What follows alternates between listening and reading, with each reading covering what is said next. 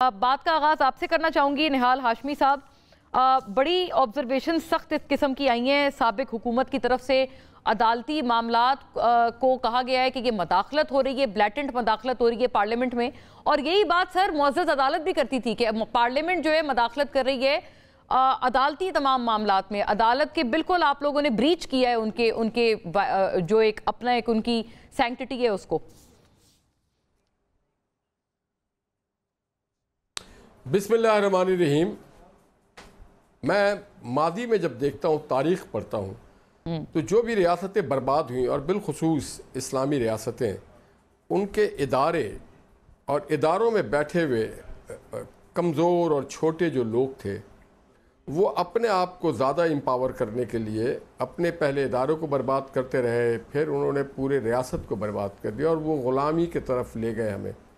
आज मुझे बड़ी शर्मिंदगी है बहैसियत वकील, बहैसियत पॉलिटिकल वर्कर, कि चौधरी मुनीर का जो भूत है वो आज भी पाकिस्तानी निज़ाम का, पाकिस्तान के जमहूर का, पाकिस्तान के अदालतों का पीछा नहीं छोड़ रहा है। और हम सीख नहीं पाए माजी से कि मुनीर साहब ने क्या गलती की थी, और ये भी नहीं सीख पाए कि उसके बाद उनकी कितनी इज़्ज़त अफजाई की गई। आज भी लोग उन पे जो उनके जो खिताब और लक़ब उनको इस्तेमाल किया जाता है, और उसके बाद हमने जस्टिस अनवारुल हक के जो कुछ उन्होंने किया उस पर हमने कुछ नहीं सीखा। और फिर साकिब निसार के साथ उसकी जो इज़्ज़त अफजाई की गई, जो दुर्गत बनी उसकी इज़्ज़त की, और फिर आसिफ सईद खोसा की, अजमत सईद शेख की। क्या हम सीखना नहीं चाहते हैं? क्या हम अपने आप को बेहतर नहीं करना चाहते हैं? और फिर हम अपने हुदूद से बाहर निकलना चाहते हैं? देखिए, वकला ने एक पूरी तहरीक चलाई थी। वो तहरीक थी रूल ऑफ लॉ के लिए, रूल ऑफ जज के लिए नहीं था। There is a lot of difference between a जज and a constitution. There is a lot of difference between a जज एंड द कोर्ट। बड़ा फ़र्क है। जो फ़र्द होता है ये ऐसे ही होती है, एक ड्राइवर जो गाड़ी को चलाने वाला होता है, आईनी गाड़ी जो चल रही है उसको ड्राइवर अपनी मर्जी, वो ये नहीं हो सकता है 4th गियर के बाद आप रिवर्स गियर गाड़ी को लगा दें, गाड़ी का इंजन ख़त्म हो जाएगा। ये हो नहीं सकता है कि आप क्लच के जगह ब्रेक को और ब्रेक के जगह क्लच को लगा दें। आपको जो एक SOP है उसी के तहत चलाना होता है। आप हलफ इस बात के लेते हैं कि आप सियासत नहीं करेंगे, आप गलत काम नहीं करेंगे, आप नापसंद नहीं करेंगे, आप कामी राज अफशा नहीं करेंगे। ये तो ऐसा लग रहा था, लेकिन निहाल साहब वो तो कहते हैं सर ताक में थे जैसे वो तो ये कहते हैं कि आप लोग भी फिर जातियात को ही बीच में ला रहे हैं ना सर, क्योंकि ये पूरा ये जो इतना बड़ा ये फैसला, ये जो एक्ट पार्लियामेंट ने पास किया था, ये किया ही इसलिए था कि नवाज शरीफ साहब की वापसी मुमकिन बनाई जा सके, और वो जो उनका फैसला सुप्रीम कोर्ट का है उसको सेट असाइड किया जा सके। तो गोया ये कि वो कह रहे हैं आप लोग भी तो जातियात के ऊपर बात कर रहे हैं ना, आप लोग भी प्रिंसिपल्स की बात नहीं कर रहे। अच्छा, तो इसके माने ये नवाज शरीफ के साथ जातियात पे उतर आए। भाई, नवाज शरीफ का और इनका मुकाबला नहीं है। आप पाकिस्तान के एक इदारे में तनख्वाहदार हैं, सियासी आदमी तनख्वाहदार नहीं होता है। हाँ, आपका उनका मुकाबला नहीं। आपका काम है इंसाफ फराहम करना, और अगर हुक्मरान गलत काम करे तो उनको आप तंबी करें, उनको रोकें। आप मुकाबलेबाजी पे उतर आए और 184(3) में या माजी में जो भी इस तरह के फैसले हुए, खा वो भुट्टो साहब के फांसी का सजा हो या उसके बाद के सजा, जो भी ब्लैक लॉ डिक्शनरी देख के आपने फैसले किए, उस पे कभी लोग आप पे फख्र नहीं करेंगे। चंद दिनों, चंद हफ्तों, चंद महीनों की बात है। फिर आपके साथ भी जो दुर्गत होगी इज्जत की, हमें अफसोस होगा। हमें अफसोस होगा इस बात का। और अफसोस है, हमें अफसोस है हर अपने उसके लिए जो माशाल्लाह निहाल साहब ने बड़ी जज्बात से भरपूर, हमेशा से जैसे सर आप बात करते हैं वैसे ही आपने गुफ्तगू फरमाई है, और जावेद लतीफ साहब भी इसमें इजाफी बात ये भी कर रहे हैं। आप एक बात बताएं, मुझे तो अफसोस है। देखिए, पाकिस्तान के किसी शख्स की भी तौकीर ना हो और उसके अपने अमल के वजह से, क्या हमें अफसोस नहीं है कि जब लोग यहिया खान का मिसाल देते हैं कि पाकिस्तान को तोड़ दिया उसने? मामला आगे ले जाती हूँ निहाल साहब, इसमें होना चाहिए था ऐसा। दोनों लीगल ओपिनियंस आए, आपका भी आए, बैरिस्टर गौहर खान साहब का भी। जजेस को ऐसा नहीं होना चाहिए।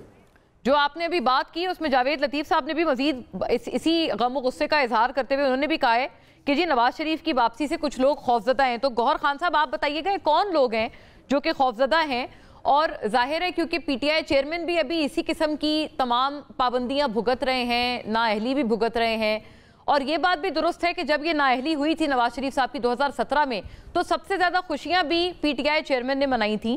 تو اسی کنٹینیوٹی میں اسی فیصلے کو اب دیکھا جا رہا ہے کہ اب تو کم سے کم اگر عدالت نے اگر کوئی ایسا اگر پارلیمنٹ نے ایسا کوئی ایکٹ پاس کیا ہے تو کل کو تو وہ شاید آپ کو بھی فیور کرے. اگر آپ کے اوپر خدا نہ خواستہ کوئی ایسی تلوار گرے جو کہ میاں نواز شریف صاحب پہ پہلے سے گر چکی ہے اور آپ اس وقت خوش ہوتے تھے، پی ٹی آئی خوش ہوتی تھی.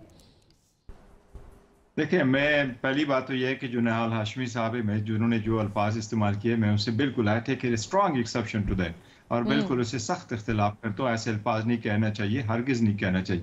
ہوا کیا ہے؟ ہر بات میں کیوں پالیٹکس کو لایا جائے؟ سپریم کورٹ نے کیا کیا ہے؟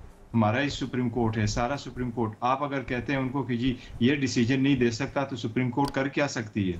آئین میں سپریم کورٹ کے کردار کا ایک تعین ہے، پارلیمان نے وہ تعین طے کر دیا ہے. پارلیمان قانون سازی کرتی ہے اور آئین نے یہ تعین رکھا ہے پارلیمان جیسے چاہے وہ قانون سازی کرے جو آئین کے دائرے اختیار میں ہے. مثال لے لے، اگر نیشنل اسمبلی ایسے قانون پاس کرے جس کا اختیار صوبائی اسمبلی کے پاس ہے، سپریم کورٹ اس کو ختم کر دیتی ہے کہ یہ انکانسٹیٹیوشنل ہے، یہ اختیار آپ کے پاس نہیں تھا، یہ صوبے کے پاس تھا. موجودہ وقت میں یہ جو ججمنٹ آئی، اس سے دو قسم کے انہوں نے پہ در پہ 3 قسم کے قوانین پاس کروائے تھے. پہلا انہوں نے practice and procedure supreme court کے لیے کر لیا. سپریم کورٹ نے جب اس پہ عمل درآمد روک لیا اس گراؤنڈ پہ کہ یہ آئین سے متصادم ہے، تو اٹارنی جنرل صاحب نے کورٹ میں آ کر کے ایکسپٹ کر لیا کہ یہ ہم سے کچھ غلطیاں ہوئی ہے، کچھ اوور لیپنگ ہے، ہم ایسے کرتے ہیں کہ قانون سازی دوبارہ کر لیتے. سپریم کورٹ نے ان کو ٹائم دیا. اب سپریم کورٹ نے جو ہی ان سے ٹائم لے لیا اور یہ رک گیا، یہ ایک اور لا لے کے آئے جو کل یہ سپریم کورٹ کا فیصلہ اس پہ آیا ہے. اس میں کیا ہوا ہے؟ سپریم کورٹ نے اتنا ہی کہا ہے کہ اس پارلیمان کے پاس یہ اختیار ضرور ہے قانون سازی کرے، لیکن آئین نے جو تعین کیا ہے وہ یہ ہے کہ اگر آپ آئینی اختیار سپریم کورٹ کی بڑھاتے ہیں اور آپ ریویو کو ایک اپیل کا درجہ دیتے ہیں اور آپ یہ کہتے ہیں کہ نہیں، سپریم کورٹ کی رول سے بالا تر ہو کے ایک 3 ممبر کے بجائے 4 ممبر اور 5 ممبر جج بیٹھے اور وہ ریویو ایسا سنا جائے جس سے اس کا سکوپ اپیل کی طرح ہو، تو آپ یہ قانون سازی کے ذریعے نہیں کر سکتے. آپ پارلیمان ہیں، آپ آئین میں ترمیم کر لیں، 2/3 میجارٹی رکھیں، ایز سمپل ایز دیٹ. اس میں ججز کا کیا ہے؟ اس میں ججز کا کیا سروکار ہے؟ اچھا سر، آپ لیگلی یہ بتائیے گا، آپ کہہ رہے ہیں کہ متصادم ہے یہ آئین سے. ظاہر ہے آئین کی تو جو سب سے بڑی گارڈین ہے سپریم کورٹ نے بھی ظاہر ہے آئین کا دفاع کرنا ہے، لیکن پارلیمنٹ نے بھی اسی آئین کے اوپر چلنا ہے اور اس کی فاؤنڈر بھی پارلیمنٹ ہے. تو یہ بتائیے گا کس وجہ سے آپ لیگلی کہہ رہے ہیں کہ یہ جو ایکٹ پاس کیا گیا تھا یہ آئین سے متصادم تھا؟ دیکھیں، سپریم کورٹ میں جو آئین ہے ہمارا، اس میں 3 ہے: ایگزیکٹو، لیجسلیچر اور جوڈیشری. سپریم کورٹ انٹرپریٹیشن کرتا ہے، پارلیمان قانون سازی کرتا ہے، اس پہ عمل درآمد حکومت کرواتی ہے. اب سپریم کورٹ نے ڈیسیجن کیا کرنا تھا؟ سپریم کورٹ نے آئینی طور پہ یہ دیکھا، پارلیمان نے قانون پاس کر کے یہ کہہ دیا کہ ہر ریویو کے پاس جو سپریم کورٹ کا آرڈر آیا ہو اس کے خلاف ریویو فائل کی جائے تو وہ لارجر بینچ سنے. اور یہ بھی کہا گیا کہ جب ریویو سنے، میں اکثر گزارش کروں، اگر ریویو سنے تو ریویو کو اپیل کی طور پہ سنا جائے. سپریم کورٹ نے کہا چونکہ وہ اپیل کا رائٹ تو پرووائیڈڈ ہے، اگر آپ آرٹیکل 184 کو اسپیسیفائی کر کے کرنا چاہتے ہیں کہ سپریم کورٹ نے اگر ڈائریکٹلی انٹرپریٹیشن کرتے جورسڈکشن ایزیوم کرتے ہوئے انڈر آرٹیکل 184(3) میں کچھ آرڈر پاس کیا ہو اور آپ چاہتے ہیں کہ اس پہ قانون سازی ہو اور اس میں رائٹ آف اپیل ہو، تو آپ کنسٹیٹیوشن میں امینڈمنٹ کر لیں. کنسٹیٹیوشن کی امینڈمنٹ کرنے کی بجائے نہیں ہو سکتا. یہی سپریم کورٹ نے اب یہ انٹرپریٹ کون کرے گا کہ کنسٹیٹیوشنل امینڈمنٹ چاہیے یا قانون سازی سے ہو سکتی ہے؟